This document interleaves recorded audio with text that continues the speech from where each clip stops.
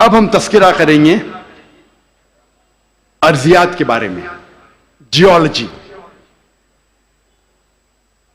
آج ماہرین ارضیات، جیولوجسٹ یہ کہتے ہیں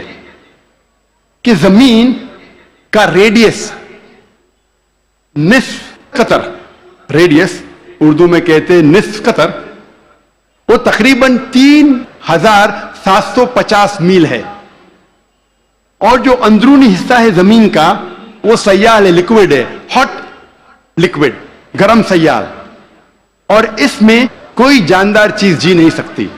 لیکن اوپر کا حصہ ہے وہ سالڈ ہے، وہ ٹھوس ہے، اور اوپر جو سپرفیشل ارتھ کرسٹ ہے، زمین کی سطح، ارتھ کرسٹ، یہ بہت پتلی ہے، تقریباً 1 سے 30 میل پتلی، صرف 1% سے کم، اور بہت سے امکان ہے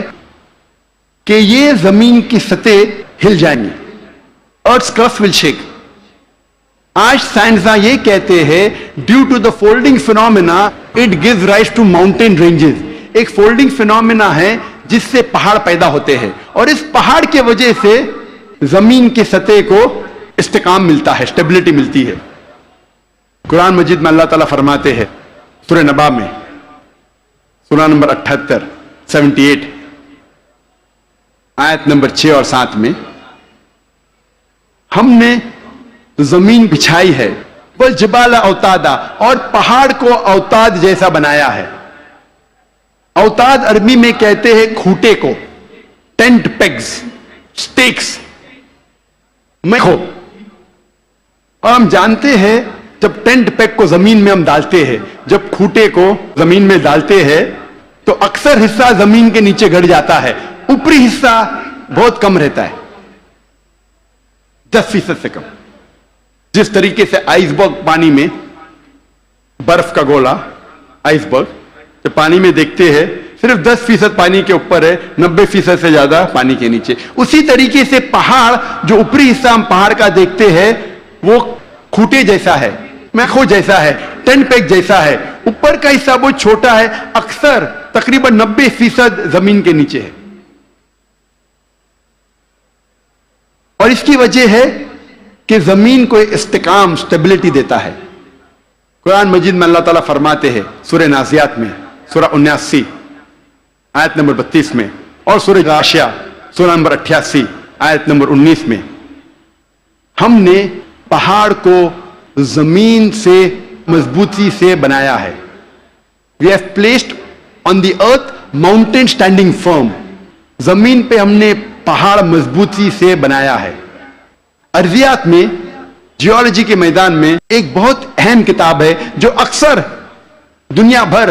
جب جیولوجی کے سبجیکٹ میں اسے گائیڈ مانا جاتا ہے، اس کتاب کا نام ہے ارتھ، زمین، اور اس کے ایک لیکھک، ون آف دا آتھرز، اس کا نام ہے ڈاکٹر فرینک پریس، جو یو ایس اے کے سائنس اکیڈمی کے پریزیڈنٹ تھے اور ex president of U S A Jimmy Carter کے سائنس ایڈوائزر تھے۔ ڈاکٹر فرینک پریس ارتھ کتاب میں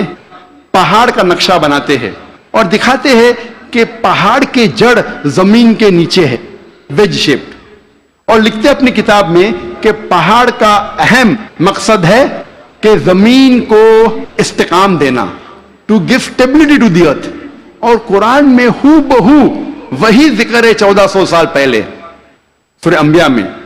سورہ نمبر 21 آیت نمبر 31 میں، سورہ نحل سورہ نمبر 16 آیت نمبر 15، اور سورہ لقمان سورہ نمبر 31 آیت نمبر 10 میں، کہ ہم نے زمین پر پہاڑ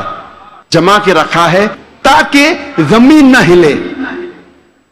قرآن میں لکھا ہے پہاڑ کا اہم مقصد ہے زمین کو ہلنے سے بچانا،